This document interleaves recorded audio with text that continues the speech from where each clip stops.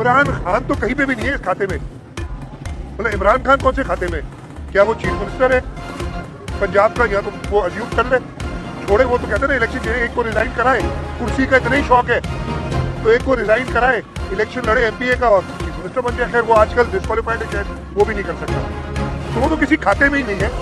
और इधर हम जो उधर ही बैठे थे तो इन साहिबान की ट्वीट और या आ रही थी कि पता नहीं छोटे से कमरे में बैठे हैं और सिर्फ आपस में, तो यार अगर हम आपस में 10 अरब डॉलर जमा कर देते हैं पाकिस्तान के लिए, पाकिस्तान के लोगों के लिए, तो फिर तो आप लोग घर जाके बैठे नहीं यार।